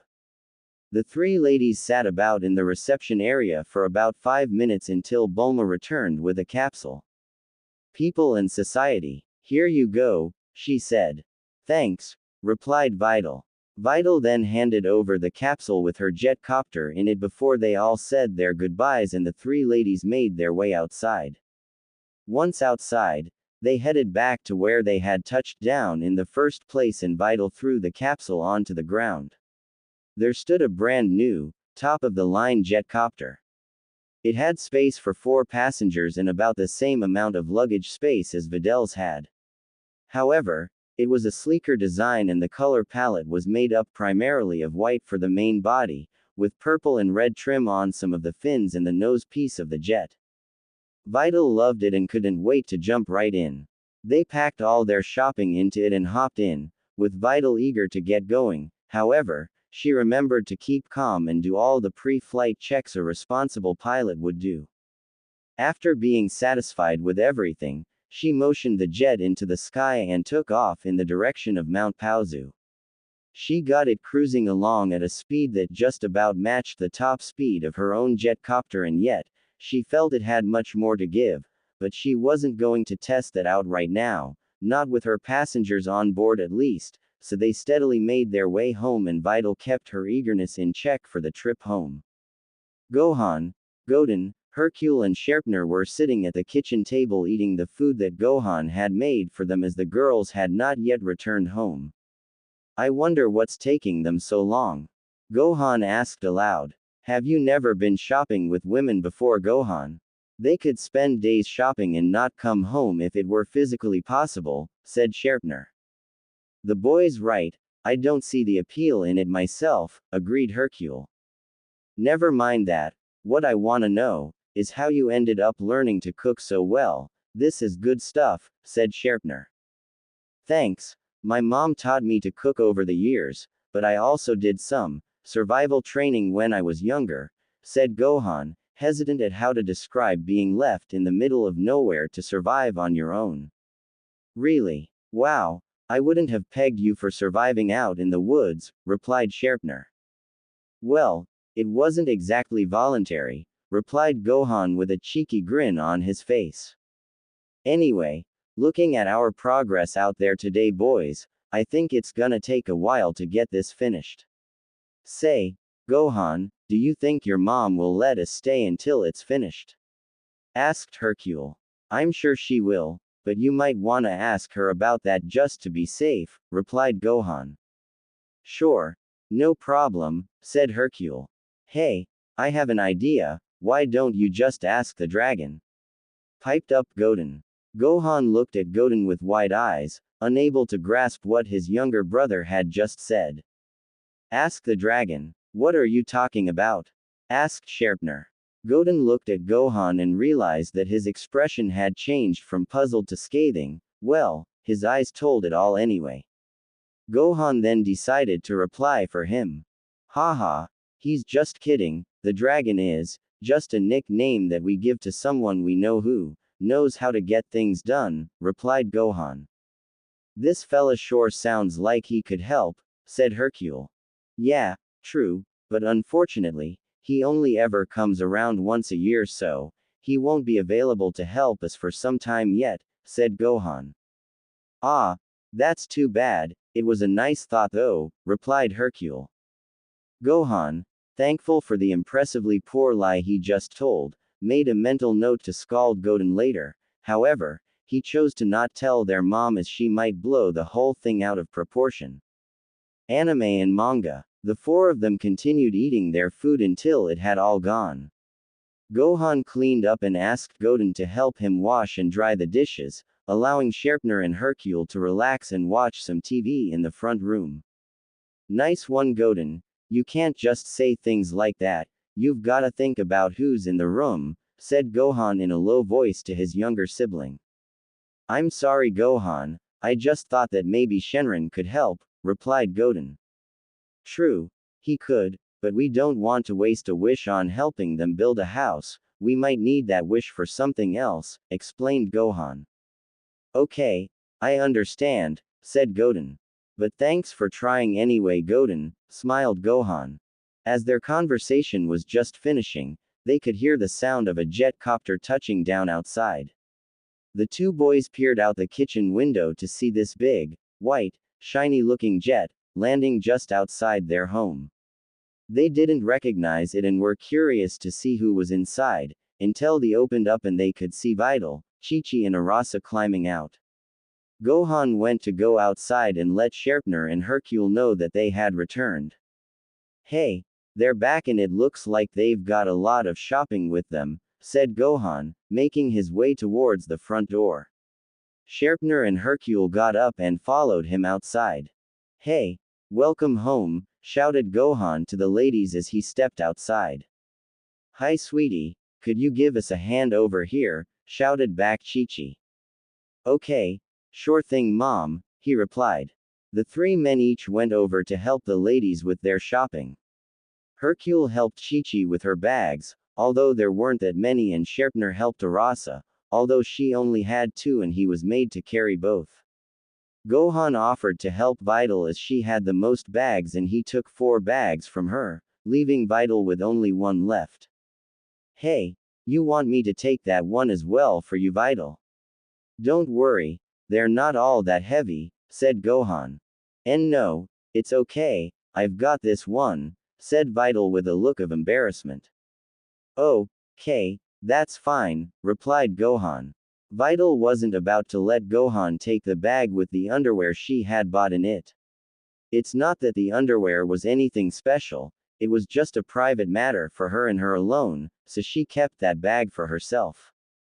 Eventually, they all ended up inside the home and the bags were either unpacked, put away in a room, in Videl's case, or left at the door, in Arasa's case. Chi-Chi was about to start making dinner when Gohan had informed her that they had already eaten as they were expected back earlier and offered to make them some as well. Chi-Chi was happy that her son offered to make food for them. It wasn't often that he did, so she took him up on the offer and made some tea for herself, Hercule, Videl and Arasa. Sherpner was content with some orange juice and Gohan and Godin were happy to have the same. Whilst Gohan made more food, the rest of the group chatted among themselves in the front room, discussing what they had gotten up to that day. Hercule and Sherpner tried to be show-offs, explaining their ideas for the new home and the tree they brought down, as well as the big holes that they had dug so far. Arasa told them about their shopping adventures, which wasn't anything special to the guys as they weren't keen shoppers of course, but the trip to Capsule Corp caught their attention, not to mention that they got to meet Bulma briefs. Hercule and Sherpner couldn't believe it until Chi-Chi explained not only how they knew Bulma, but that they were on such friendly terms, that they could practically go over any time they wanted. Hercule and Sherpner were in awe and hoped that maybe one day they'd get the chance to be introduced to her, even just to have a short conversation with her, seeing as she was not only the richest woman in the world, but also a genius too. Time passed on and it was getting late into the evening, where Arasa and Sherpner had to head home before it got too dark to fly. They said their goodbyes and promised to come back and visit again, hopefully to a new house, before hopping into Arasa's jet copter and flying back to Orange Star City. They had successfully changed the name that day, unbeknown to Arasa and Sherpner until they had returned. Well, I think I'm going to go to bed, I'm tired, said Gohan. Anime and manga. I know what you mean, I'm beat. I think'll turn in too, said Videl. Godin, you get cleaned up then head to bed too, okay? Said Chi-Chi, addressing her youngest. Okay mom, replied Godin. As the kids went to bed, Hercule got his fold-out bed arranged in the front room before approaching Chi-Chi to ask a question. Say, Chi-Chi, can I ask you a something? Said Hercule. Sure, what is it? She replied. Well, you've been awfully good to us, me and Videl, and we don't want to outstay our welcome here, but, how long can we stay here for, if you don't mind me asking? He said.